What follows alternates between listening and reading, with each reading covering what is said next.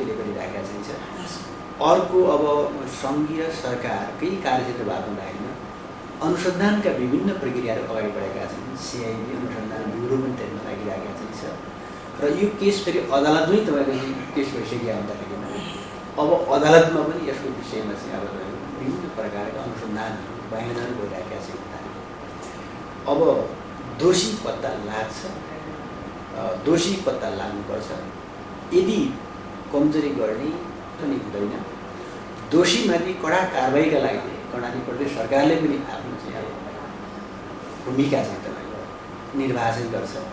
हामी त्यसमा चाहिँ हामी त्यसमा चाहिँ प्रदेश सरकारले पीडित परिवारलाई न्याय दिने पक्षमा जस्तो अहिले यो घटनालाई विभिन्न दृष्टिकोणबाट हेरिएको छ, तर इतिहासकै यो एउटा नरसंहार भनेर भनि के हो भन्ने कुरा सबभन्दा पहिला बुझ्ने र त्यसपछि मात्रै बोल्ने।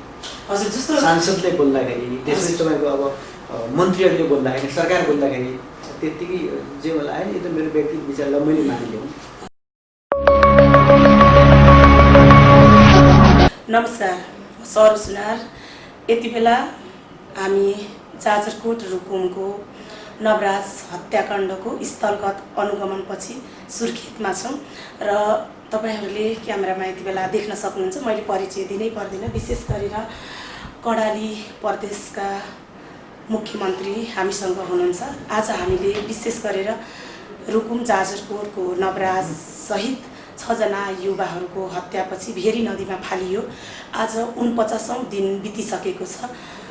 अझै पनि मृतक परिवारहरू न्याय पाउने आशामा निराशामा छन् र केही आरोपित अपराधीहरू सामान्य धरोटीमा छुटेका छन् भने मुख्य योजनाकार भनेर भनिरहने सुषमा मल्लको आमा रु 1 लाख धरोटीमा छुटिसकेको अवस्था छ र यति बेला आम समुदायमा यो घटनामा न्याय मिल्छ कि मिल्दैन र दलित समुदायले यो देशमा के न्यायालय दलितको लागि छ त, के मानव अधिकार छ त, कि सरकार छ त भनेर दलित समुदायले न्याय पर्खेको अवस्था छ।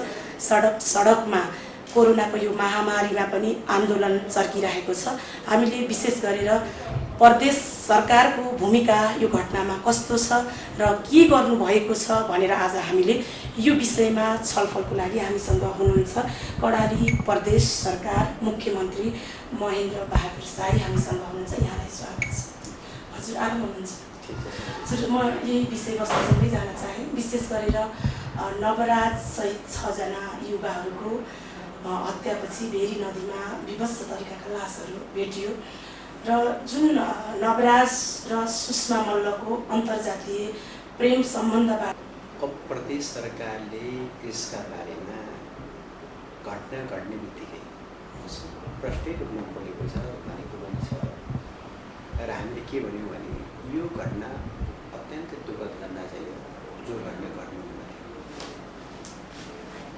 अब यो घटनाले सृजित जो समस्या चाहिँ उत्पन्न भएको छ यसका बारेमा त्यो घटनाको वास्तविकता के हो, सत्य तथ्य पत्ता लगाई दोषी मान्छेलाई कडा कारबाही गर्नुपर्छ र त्यसमा कर्णाली प्रदेश सरकार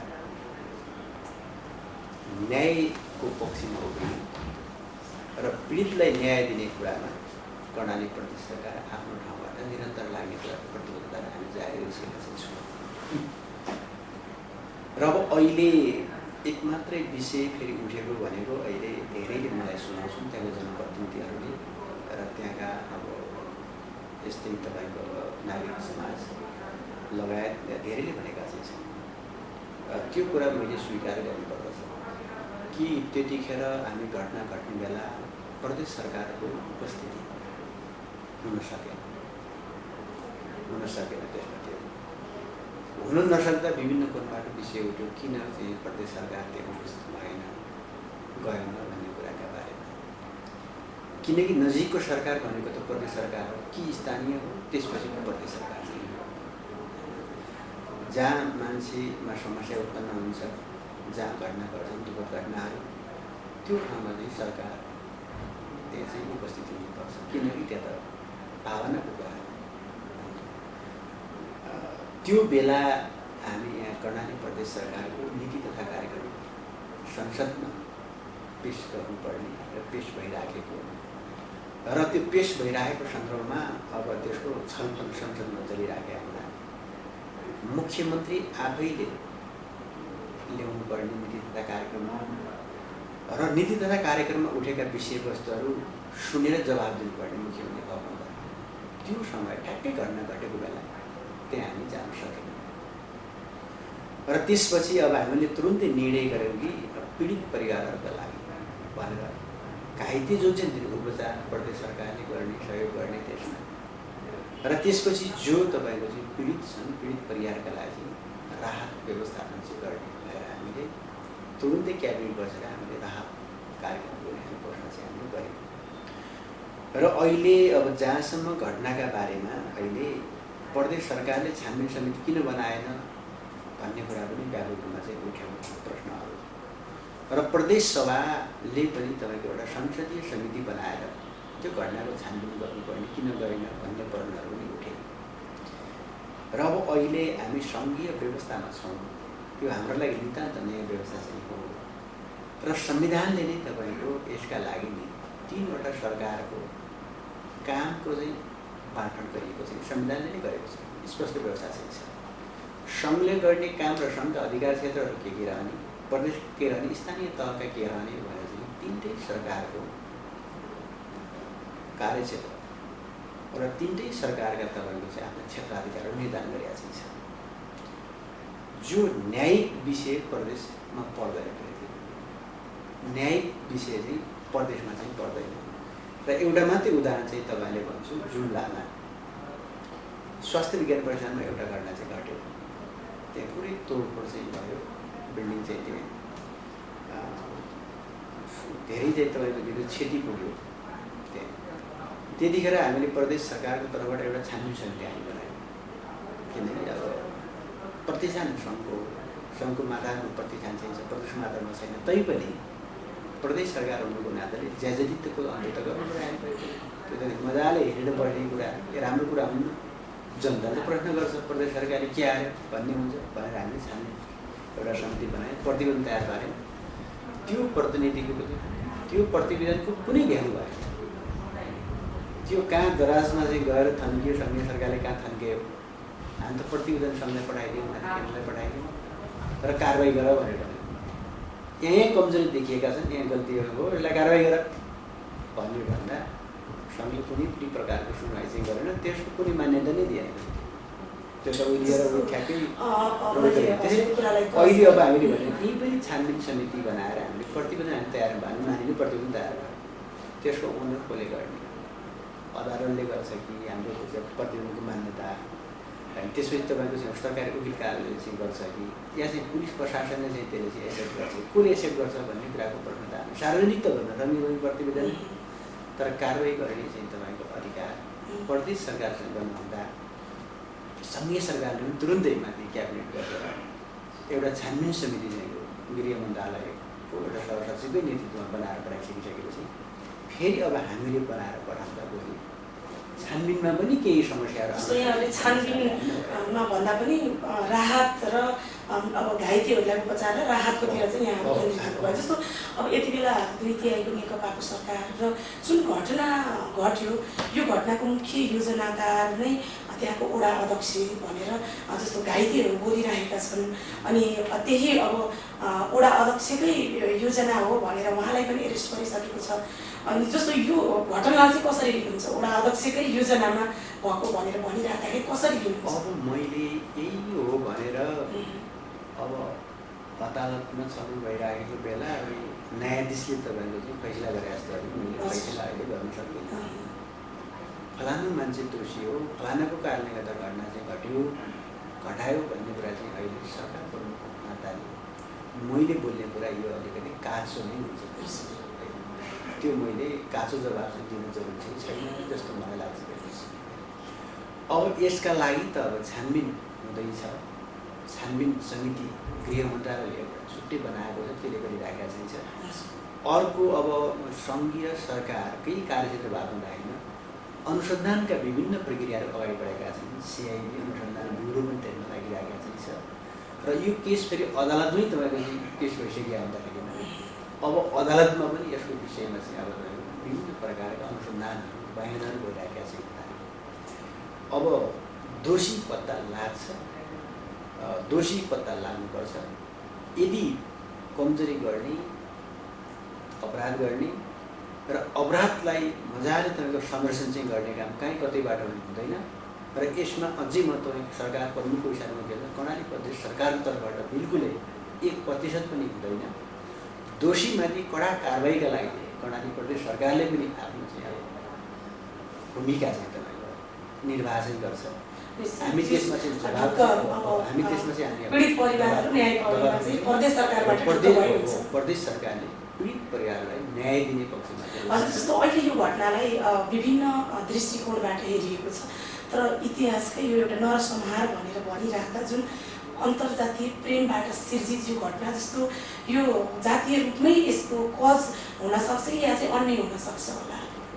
यो त घटना प्रकृतिलाई चाहिँ हामीले हेर्ने कुरा नै हुने भयो होइन। समाजमा यस्ता प्रकृतिका घटना थुप्रै घटेका छन्। अहिले पनि अन्तर्जातीय पनि घटना घटेका छन् र जातीय घटना पनि घटेका छन्। किनकि समाजमा घटना त केही कुरामा कुरा मिलेन भने दुई दाइ भाइ बिचको त लडाइँ भएर पनि अदालतमा केस लगाएका छन्। अब बाबु पनि छोराले हमला गरेर आक्रमण गरेर तपाईँको कयौँ केसहरू तपाईँको अदालतमा पुगेका पनि छन्। समाजमा सामाजिक चाहिँ यस्ता प्रकारका घटना थुप्रै घट्ने गर्दछन्। हाम्रो समाजमा छन् घटेका होइन। तर ती घटनाहरू त्यति तपाईँको प्रतिनिधिमूलक घटनाहरू चाहिँ हुँदैन, नर्मल भइरहने घटनाहरू हुने। सधैँ पराय फेरि भइरहने। अहिले पनि अब विभिन्न जात्राहरूमा तपाईँ जानुभयो भने अब विभिन्न प्रकृतिका तपाईँको झगडाहरू चाहिँ त्यहाँ भइहाल्छ। अनि कहियो मारकाट, कहियोजना मान्छेहरू मरेका यस्ता घटनाहरू चाहिँ हुन्छन्। तर ती घटनाहरूभन्दा यो घटना त फरक घटना चाहिँ यो घटना के अन्तर्जातीय छ क्या। यो अन्तर्जातीय भयो नि त। अन्तर्जातीय प्रेम सम्बन्धकै कारणले गर्दा आयो त घटना त घट्यो। घटना घट्नु कसरी घट्यो, के भएर घट्यो त्यतिखेर भन्ने हामी अब त्यसको विस्तृत हामी अनुसन्धानमा जाँदाखेरिमा त यहाँनिर मिस्टेक भयो भनेर भनिएला। त्यो त भोलि जोगैले भन्ला होइन। यो ठाउँमा यस्तो प्रकृतिको मिस्टेक भयो र घट्ने यहाँसम्म आइयो, यसरी घट्यो भन्ने कुरा त भोलि घटना प्रकृतिलाई चाहिँ अब हामी अध्ययन गर्दाखेरि भन्ने कुरा जोगैले कुरा नै भनिहाल्छ। तर भयो के भन्दाखेरि अन्तर्जातीय भयो। अन्तर्जातीय प्रेम सम्बन्ध भएकै कारणले गर्दा घटना घट्यो, बाहिर हेर्दा त्यो देखियो नि त। त्यही भएर त घटनाले चर्चा पायो। यो घटनाले यति ठुलो सार्वजनिक महत्त्वै घटना चाहिँ भयो नि त। त्यो भन्नुभयो कि अन्तर्जातीय प्रेम सम्बन्ध भएकै देखियो नि त। मुख्य त तपाईँको कारण त त्यही भयो नि त। यो घटनाको सिर्जना त त्यहाँबाट भयो नि भने त्यो घटना सिर्जना हुनेमा दोषी को भन्ने कुराका बारेमा त छानबिन भएर चाहिँ भन्ने भयो त्यसले भन्ला। तर सिर्जना त्यहाँबाट भएनाले यो चाहिँ एकदम चर्चामा चाहिँ बढी आयो। सबैको सार्वजनिक चाहिँ चासोको विषय बन्यो होइन। किनकि हामी सबैले यो घटना गर्नु त्यति राम्रो चाहिँ होइन, दुःखद घटना चाहिँ हो। फेरि पनि केही जातीय विभेदहरूका चाहिँ अवशेषहरू समाजमा फेरि विद्यमान चाहिँ छन् र यसको अन्त्यका लागि हामी सबैले फेरि लाग्नुपर्ने यो हामी सबैको चाहिँ अब यसको अन्त्यको लागि लाग्नुपर्ने भनेर अझै भनिरहँदा यहाँ आफै पनि कर्णाली प्रदेशको आफै एउटा सरकारको प्रमुख हुनुहुन्छ। जस्तो दलित समुदायलाई जातीय विभेद अन्त्य र यस्ता घटनाहरू फेरि पनि घट्नु हुँदैन, नदोहोरिनु भन्नको लागि जस्तो यो समुदायलाई हेर्ने दृष्टिकोण र यहाँले गरेका पहलहरू कस्तो छ? अब अहिले हामी त एउटा फरक पृष्ठभूमिबाट आफै पनि व्यक्ति चाहिँ हो र यो जातीय विभेद जो समाजमा विद्यमान चाहिँ छ यसका अन्त्यका लागि ठुलो सङ्घर्ष गरेर एउटा ठुलो अभियानै हामीले सञ्चालन गरेर आएको व्यक्ति चाहिँ मसँग आफू पनि हो।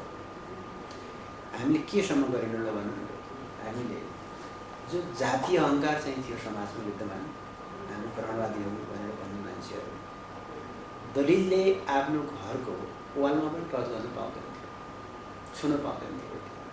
छोए बापत कारबाही हुन्थ्यो। हामीले जतिखेर त्यसैका विरुद्धको चाहिँ हामी अभियानमा हामी चाहिँ दलित समुदायलाई चाहिँ अगाडि बढाएर हामीले केसम्म भने यसलाई त अब हामीले सम्झाएर मात्रै नहुने भयो, खालि हामीले सिद्धान्तका कुरा मात्रै गरेर यो केही पनि होइन, जात भन्ने हुँदै हुँदैन, त्यत्तिकै सिर्जना गरिएको विषय। कोही भगवान्ले चाहिँ यो जात तोकेर माथि बढाएको चाहिँ होइन, मान्छेकै काम चाहियो, मान्छेले नै गरे हो, यो गलत हो, यसको अन्त्य गर्नुपर्छ भनेर हामीले सिद्धान्तको कुराहरू धेरै गऱ्यौँ गाउँमा गएर, तर सिद्धान्तको कुरालाई व्यवहारमा लागू गर्नु समाजमा धेरै सजिलै तरिकाले सकिएन र भएन भने अब हामीले के भन्दा एउटा समस्याको रूपमा लिनुपर्छ। मान्छेले दबाब सिर्जना नगरेर पनि मान्छेले चाहिँ रक्सी छोड भने त्यत्तिकै छोडेन क्या थियो। रक्सी विरोधी अभियानै लिँदाखेरि त मान्छे त कोही रक्सीका एउटा होटलमा कोही मान्छे भेट्ने थियो नि त, हामीले हेर्नु मान्छे पाइहाल्थ्यो। अनि हामीले के गर्दा दलितहरूलाई खाना पकाउन लगाउने, अरू सबै बाहुन ठकुरी छेत्रीलाई खाना खाऊ भनेर भन्ने, जबरजस्ती प्रेसर दबाब दिन खाना खाऊ भनिहाल्यो भने, अनि खाना खाए, खाइसकेपछि उसले दलितले छोएको खाना खायो भने त मान्छे मरिहाल्छन् भन्ने दिमागमा थियो। धेरै बुढाबाका मान्छे त मरिहाल्छन्, त्यो त कहाँ बाँच्छन् त्यो खत्तमै हुन्छन् भन्ने बुझाउने। खाए आखिर यसो साँझसम्म उनीहरू मरिहाल्छ कि भन्ने भयो, राति सुते बेला मरिहाल्छ कि भन्ने भयो, बिहान उठ्दाखेरि मान्छे मर्थे। त्यो त बेकार केही हुँदो रहेछ, मान्छे मर्दैन रहेछ खायो भने त्यो यो केही हुँदो रहेछ। नत्र भने तपाईँको गाईको गुँड पाती हालेर पुरै छरेर त्यो सुनपानी गरेर मान्छे बल्ल घर जान्थ्यो दलितले छोएको खानेकुरा खाँदाखेरि मागेको। हाम्रो समाज त त्यस्तो समाज हो नि त।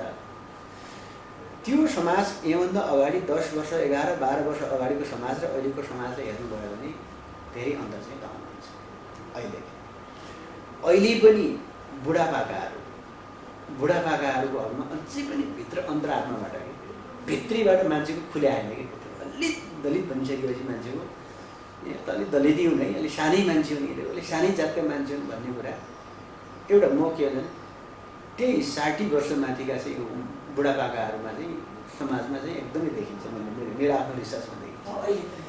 त्योभन्दा मुनिकै युवाहरूमा चाहिँ हेऱ्यो भने त्यस्तो मैले पाउँदैन। त्यस्तो मैले केही अब जातीय अहङ्कारवादीहरू त केही हुन्छन् जसले परिवर्तन भन्ने भन्दा पनि तपाईँको त्यही तपाईँको चाहिँ अब अलि पुरातन सोच भएका मान्छेहरू जो छन् नि फेरि त्यो यस्ता मान्छेहरूमा के युवाहरूमा देखिएला, एघात युवाहरूमा देखेला, किनकि त्यस्तो फ्यामिलीभित्र चाहिँ तपाईँको त्यही स्कुलबाट तपाईँको हुर्केका केही युवाहरूमा बाहेक अधिकम युवाहरू त्यस्तो मैले पाउँदैन। अहिले जे एउटा राम्रो घटना चाहिँ मेरो आफ्नै पारिवारिक घटना भन्छ भने मेरो सारी चाहिँ दलितको एउटा केटासँग विवाह गरेको छ। म आफैले विवाह गरेँ, म सेनामा हुँदाखेरि कमान्डरमा हुँदाखेरिमा टिमभित्र मैले विवाह गरेँ। अनि त्यतिखेर मेरो ससुरा सासू घर परिवारले तपाईँको एकदम स्वीकार गर्ने कुरामा गाह्रो थियो। पछि हामीले कुराहरू चाहिँ गऱ्यौँ, बुझाइसकेर अहिले हेर्नु त त्यो कुनै पनि कुरा अहिले मेरो ससुरा तपाईँको हुनुहुन्छ तपाईँको त्यही 70-80 वर्षको चाहिँ हुनुहुन्छ। छैन जानुहुन्छ मजाले घरमा जाने बस्ने खाने आउने यताउति कुनै प्रकार फिलिङ्स हुन्छ नि भित्रबाट आउने कि म फरक ठाउँमा छु भन्ने कुरा फिलिङ्स आउँदै आउँदैन फेरि त्यो। यसलाई त हामीले चेन्ज भन्ने कुरा हामी ठान्नु पऱ्यो नि त। फेरि ठान्नु पऱ्यो। अहिले पनि कसैले जात सोध्छ त, अहिले जात कसैले सोध्दैन। तँ के जात हो भनेर कोही कसैले सोध्दैन। कोही होटलमा तैँले के जातको मान्छेहरू कहिले सोध्दैन फेरि त्यो भने अब यो मलाई के लाग्छ भन्दाखेरि सुधार उन्मुख हामी चाहिँ छौँ।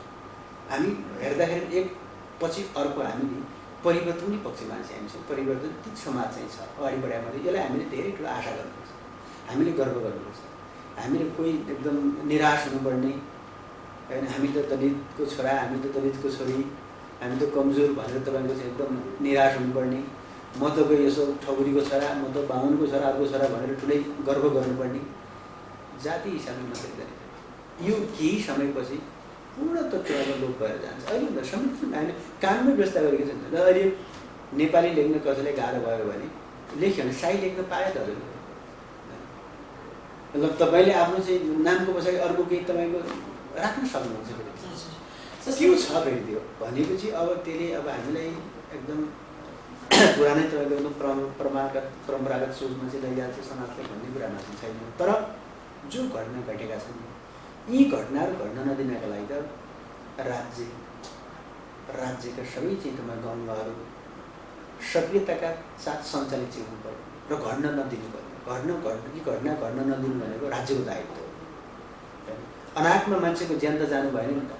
कानुन छ त, चित्त नबुझेपछि मान्छेले कानुन छ, कानुनी उपचार चाहिँ मान्छेले पक्ड्नु पऱ्यो नि। ल अब ल म दलित हौँ भन्ने बित्तिकै मनपट्टि दलितले गर्न त पाउँदैन नि त। ल दलितले पनि कोही ठकुरीप्रति अन्याय गर्ला, कोही दलित बाहुनप्रति अन्याय गर्ला, त्यो त न्यायिक बाटो छँदैछ त। न्याय मलाई अन्याय फलानु दलितले मलाई गर्यो, मैले न्याय पाऊँ भनेर न्यायको खोजी गरेर गएर त छँदैछ नि बाटो। त्यहाँ तपाईँको पुरै आक्रमै गरिहाल्नुपर्ने, मारकाटमै उत्रिहाल्नुपर्ने भने त यो हामीले गैर कानुनी चाहिँ बाटो हो। र गैर कानुनी बाटो हिँड्न राज्यले दिनु हुँदैन। राज्यले यसलाई कडाइ गर्नु, पुलिस प्रशासनले कडाइ गर्नु पऱ्यो, न्यायले पनि यसमा चाहिँ एकदम चाहिँ न्यायिक ढङ्गबाट फैसला चाहिँ गर्नु पऱ्यो। अनि अपराधीलाई चाहिँ कडा चाहिँ तपाईँको अब सजाय चाहिँ दिनु पऱ्यो। यो भयो भनेपछि अब यत्रो चाहिँ अब 3वटा स्थानीय प्रदेश सरकारहरू चाहिँ सरकार पनि यी घटनाहरू घट्न नदिनका लागि विभिन्न प्रकारका चाहिँ अब कार्यक्रम चाहिँ लैजानु पऱ्यो। त्यो भयो भने अन्त्य हुन्छ भने। अर्को कुरा समस्या भनेको मैले के हुन्छ भने अहिले उत्पीडनका कुरा हामी गर्छौँ, विभेदको कुराहरू, यसमा सबभन्दा ठुलो कुरा मैले देखेको छु नजरमा यो अहिलेको गरिबी नै हो। अहिले दलित किन भएको छ अपीडित हुनुहुन्छ भने आर्थिक हिसाबले कमजोर छ दलित। अहिले पनि गाडी चलेर हिँड्ने दलितलाई कसैले पनि अपमान गरेको चाहिँ म त्यति देख्दैन। जब त्यसले आराममा बसेर फलाम पिटिरहेको दलित जो चाहिँ छैन, सबभन्दा बढी अपीडित त्यो छ। एउटा ताम्राकार चाहिँ छ, तामा पिटेर बसिरहेको जो चाहिँ छ ऊ बढी पीडित छ। त्यो भने त गरिबी पनि हो। गरिबीले गर्दा मान्छेहरूलाई अलिकति अपलित चाहिँ गरेर आएको छ। त्यसले मैले कर्णाली प्रदेश सरकारको तर्फबाट हामी गर्दैन, सबभन्दा पहिला आर्थिक हिसाबले अहिले हेर्नु लैङ्गिक हिसाबले हेर्ने हो भने महिलाहरू बढी उत्पीडन, त्यसको पछाडि कारण भनेको आर्थिक नै हो कि महिलासँग कुनै पनि चिज छैन, सम्झिँदैन, अर्का घरमा आउनुपर्ने, अर्काको सम्पत्तिमा बस्नुपर्ने। अनि हिंसा भने चाहिँ भन्छु पुरुषले महिलाप्रति गर्ने हिंसा भनेर त कारण त त्यही हो। ऊ आफू बलियो भएको भए, खुट्टामा टिक्ने भइदिएको भए, आर्थिक हिसाब सम्पन्न भइदियो, अर्का घरमा आउनु जरुरी छैन। उसले त केटा आफ्नो घरमा पहिलो लिएर जान सक्थ्यो, विवाह गर्न सक्थ्यो। त्यसो भने हामी के भन्छ कर्णाली प्रदेश सरकारले के गर्यो, कर्णाली प्रदेश सरकारले के भन्दा छोरी सबभन्दा पहिला अहिले हाम्रो छोरीको समस्या। हामीले कर्णाली प्रदेशमा छोरीको जन्म खाता भयो। हामीले अहिले छोरी जन्मिने बित्तिकै हामीले खाता गर्छौँ, 600 रुपियाँ आएर खाता गर्छौँ र प्रत्येक चाहिँ महिनामा हामीले 500 को हिसाबले चाहिँ पैसा जम्मा पार्छौँ। हामीले सुरु अघिल्लो वर्ष आरम्भ गर्छौँ। कर्णालीका सबै छोरीहरूको खाता छ हामीले। त्यसपछि अनि 20 वर्षको उमेरमा पुगिसकेपछि चाहिँ अब पैसा निकाल्छ। 20 वर्षको उमेरसम्म हामी पैसा हाल्छौँ छोरीको। त्यसपछि कमसेकम 20 वर्षपछि त कमसेकम हुँदा आफ्नो खातामा पैसा जम्मा गरिबीको कुरा भने त्यस्तै अब हामीले दलित भनेको अहिले मैले भने मुख्यमन्त्री दलित आयोजन कार्यक्रम भनेर राखिएको छ। हामीलाई किन दलितको पनि महिला किन केन्द्रित गरेको भन्ने कुरा भयो। दलितभित्र पनि महिला अझै आर्थिक साल त कमजोर महिला अझै बढी छ। समाजको सबैको तुलना गरेर हेर्ने हो भने त्यहाँ छ है। अहिले अब दलितहरूको चाहिँ आय स्रोत वृद्धि गर्नका लागि दलितहरूको रुचि र उनीहरूको क्षमता हेरेर सरकारले सहायता गर्ने र उनीहरूको चाहिँ उत्पादन वृद्धि गर्ने, स्रोत वृद्धि गर्ने, त्यो ठाउँमा हामी चाहिँ छौँ भने अब अर्को कुरा यो प्रकारको विधेयकको अन्त्य गर्नका लागि पनि अब हामी लाग्छौँ व्यक्ति, हामी लाग्छौँ यसमा। कर्णाली प्रदेश सरकारले कसरी तपाईँको अन्तर्जातीय विवाहलाई बढी प्रोत्साहित गर्ने यस्तो प्रकारको कार्यक्रम हामीले अपमान होइन कि सम्मान, अन्तर्जातीय विवाह गर्ने मान्छेहरूको उच्च सम्मान यो हामीले ल्याउनु पर्छ र हामी ल्याउँदैछौँ। जस्तो अब यति बेला अहिले नवराज सहित त्यहाँ जुन हत्या हुनेमा दलित समुदायका युवाहरू मात्रै पनि छैनन्। गणेश बुढा, गोविन्द साई पनि साथीलाई सहयोग गर्न जाँदा साथ दिँदा उहाँहरूको पनि हत्या भएको छ। र अहिले दलित आन्दोलनले विभिन्न मागहरू राखेर नेपाल सरकारका विभिन्न निकायमा सिङ्गो सरकारले पनि ध्यान आकर्षक पत्र, ज्ञापन पत्र भनेर दिइरहेको अवस्था छ र सांस्कृतिक सहयोग घोषणा गर्नुपर्छ नवराज सहित 6 जना युवालाई भनेर माग गरेको छ। र अस्ति भर्खरै मात्रै पनि पर्यटन मन्त्रालयबाट भगत सर्वजित सामाजिक मर्यादा पुरस्कार भनेर नवराज विकलाई 1 लाख जनाको पुरस्कार दिने घोषणा पनि भएको छ। विशेष गरेर प्रदेश सरकारले के अब 6 जना युवाहरूलाई कुनै सांस्कृतिक शहीद घोषणा गर्ने र मृतक परिवारलाई अनि शहीद परिवार भनेर चाहिँ एउटा राहतको व्यवस्था गर्ने त्यस्तो योजना केही छ कि छैन? अब राहतका लागि प्रदेश सरकारले दिन सक्ने भनेको राहत बाहेक अरू कुनै पनि छैन। जस्तो सर अहिले शहीद घोषणा गर्न सकिने शहीद अवस्था छैन। घोषणा गर्ने भनेको प्रदेश सरकारले शहीद घोषणा गर्न पाउँदैन। पाउँदैन। यो गर्ने हो त सङ्घीय सरकारले नै शहीद घोषणा गर्छ। अब शहीदको पनि कुनै बाउन्ड्री चाहिँ हुँदैन कि जस्तै कुनै पालिकाका शहीद भनेर पालिकाको अलग शहीद घोषणा गर्ने, प्रदेशको कुनै अलग शहीद घोषणा गर्ने, अर्को कुनै अलग शहीद घोषणा जस्तो सरकारले सिफारिस त गर्न सकिन्छ, मिल्छ सर? होइन, त्यो त अब सिफारिस गर्ने कुराको बारेमा त समस्या भएन, सिफारिस गर्न सक्ने हो। तर शहीद घोषणा गर्ने कुरा भनौँ न त, शहीद घोषणा गर्नुपर्छ है भनेर चाहिँ हामीले भन्ने कुरा अलग रह्यो। तर हामी आफैले शहीद हो भनेर घोषणा गर्ने कुरा चाहिँ अलग विषय। जस्तो अब यसमा प्रदेश सरकारले सहजीकरणको भूमिका निर्वाह गर्न सक्ने भयो। त्यो बाहेक सक्ने भन्दा पनि सक्नुहुन्छ कि सक्ने मात्रै भयो? सक्छ, गर्नु पर्यो, त्यो दायित्व नै हो। जस्तो भनिन्छ नि सर, जस्तो अब धेरै दुर्घटनाहरू भइरहेको छ होइन, प्रदेश सरकारले कोही दुर्घटना हुँदाखेरि हेलिकप्टर तुरुन्तै पठाउँछ। यहाँ हामीले पनि सुनेका छौँ। जस्तो यो घटनामा प्रदेश सरकार त्यहाँसम्म नपुग्नु अथवा घटनाको हुनसक्छ अनुसन्धानको पार्ट र न्याय दिने न्यायालय फरक हुनसक्छ, तर प्रदेश सरकार त्यहाँसम्म नपुग्नुलाई अलिकति यो किन चाहिँ पुग्न सकेन, किन पुगेन भन्ने कुराहरू पनि आइरहेको छ नि त। एउटा दुर्घटनामा हेलिकप्टर पुग्छ भने यो घटनामा चाहिँ अनि पुग्नै नसक्नुको कारणलाई अब हिजो मात्रै झारखण्डमा 12 जना मान्छे मर्या। अहिले तपाईँको 5 जनासम्मको उद्धार भयो, अरूको उद्धार हुनु पनि सकिरहेको छ। 5 जना मान्छे घाइते सिरियस घाइते छ। हिजोबाट हामी हेलिकप्टर उडाउनु पऱ्यो, अहिलेसम्म उडाउनु सकिरहेको, अहिलेसम्म हेलिकप्टर उडाएको छैन होइन। अब यहाँ उडाउनलाई हिजो दिनभरि के हो, अहिलेको झन्झटले भनेको प्रदेश सरकारले पैसा हाले पनि हेलिकप्टर उडाउनु पाउँदैन। हेलिकप्टर उडान अनुमति भनेको सम्मिलित गर्नुपर्ने, रक्षा मन्त्रालयले अनुमति दिनुपर्ने, गृह मन्त्रालयले अनुमति दिनुपर्ने। अब मान्छे मरिहाल्छ, हाम्रो चाहिँ तपाईँको यो सबै तपाईँको त्यो कागज जागज प्रमाण ठाउँ ठाउँमा निर्णय गर्दै तपाईँको चाहिँ समय दिनु। यस्तो हामीले दुईवटा कुरामा हाल्यो भने दुईवटा कुरामा मैले भनेको, एउटा तपाईँको चाहिँ हामीले बजेट छुटेका चाहिँ छौँ, गर्भवती महिलाहरू जसले बच्चा जन्माउन सकेन त्यसको तत्काल चाहिँ उद्धारका लागि तपाईँको क्विकली प्रदेश सरकारले फन्ड हेलेर पठाउने भन्ने बित्तिकै पठाउनु पाउनु हाल्यो। त्यही कुरा बारम्बार गर्न आएको। अब तपाईँ आफैले बुझ्नु नि प्रदेश सरकारहरू कति पावरफुल छन् भन्ने कुरा तपाईँ सामान्य अनुमति दिँदै गर्न सक्नुहुन्छ होइन। त्यसो दोस्रो कुरा भनेको जब तपाईँको दुर्घटनामा पऱ्यो नि, दुर्घटना पऱ्यो, मान्छे एकदम घाइते छ, छटपट राखेको छ, 1 मिनट अगाडि हस्पिटल पुगाउने बित्तिकै मान्छे बचाउन सकिन्छ कि 1 मिनटको पनि महत्त्व हुन्छ। तर मान्छे छटपटाएको छ, पुरै बिल्डिङबाट रगत चाहिँ बगेर मान्छे मरिसक्यो, यता तपाईँको चाहिँ अब निर्णय हुनै समय लाग्छ। यसले गर्दाखेरि केही समस्या सिर्जना चाहिँ भएको छ भने त्यो घटनाको हकमा तपाईँको चाहिँ अब अहिले तुरुन्तै उद्धार गर्नुपर्ने हो। किनकि नदीमा तपाईँको बेपत्ता भयो भन्ने भयो, उद्धारका लागि टोली खटियो। यो हाम्रो घटना गरी नजिकै कुरा चाहिँ थियो, वरिपरि ठुलो सुरक्षा निकाय चाहिँ भएको ठाउँको बिचमा घटना घट्यो। किनकि हामीसँग आर्मी तपाईँको चाहिँ त्यही नजिकै तपाईँको गाडीमा त्यो घटना घट्ने ठाउँमा आउनु लागि त्यही आधा घन्टाभन्दा बढी लाग्दैन। झारखण्ड सदरमुकामबाट आउन त्यति लाग्दैन, 1 घन्टाभन्दा बढी तपाईँको रुकुमबाट लाग्दैन, सल्यानबाट लाग्दैन, यहाँबाट लाग्दैन। यदि नजिक भयो भने तुरुन्तै हामीले यहाँबाट गाडीहरू चाहिँ मुख भयो होइन।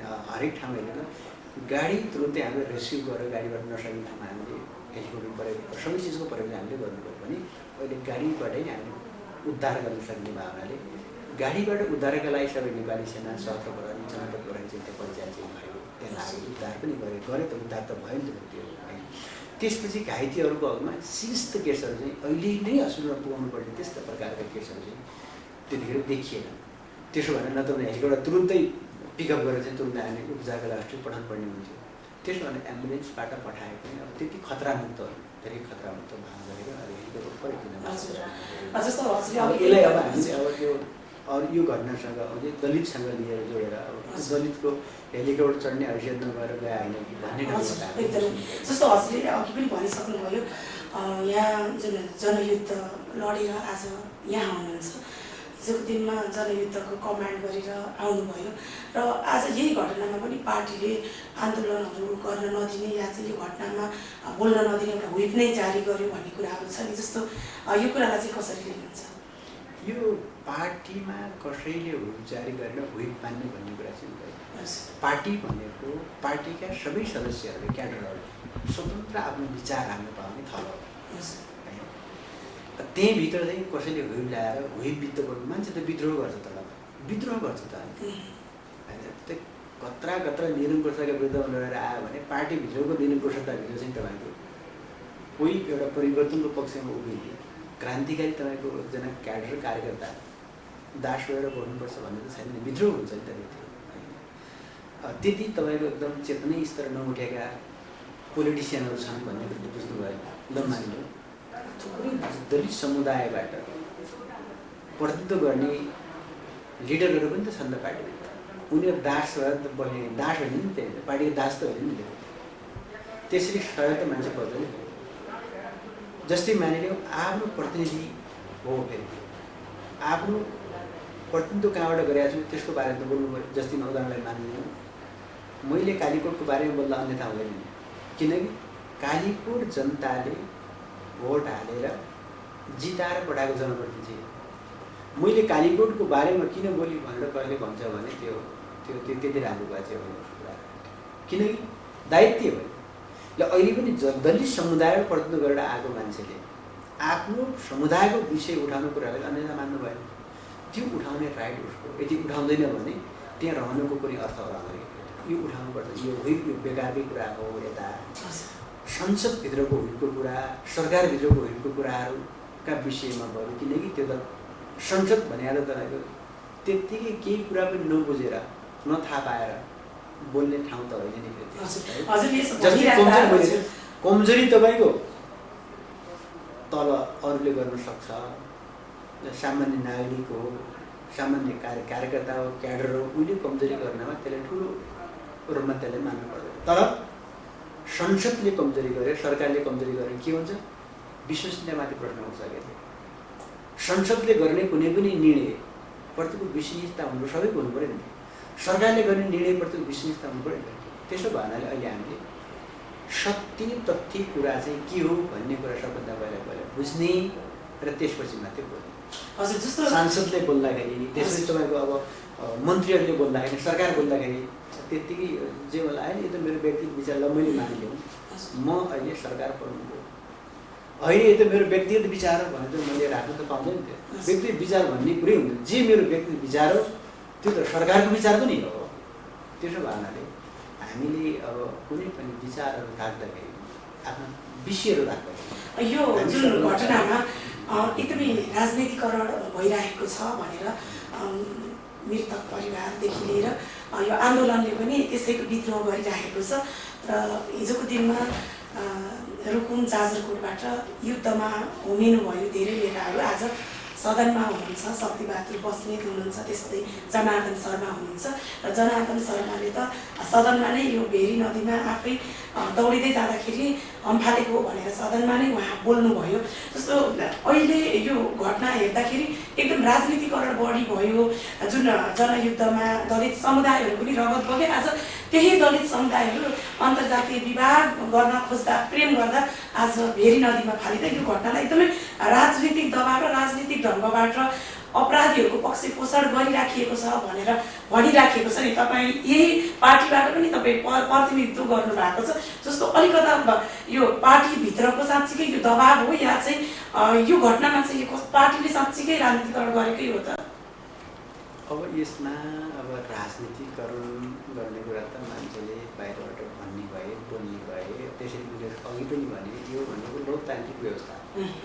लोकतन्त्रभित्र सबैले बोल्नु पाउने हक सुनिश्चित हुन्छ, गरेको छ, संविधानले गरिहाल्ने छ।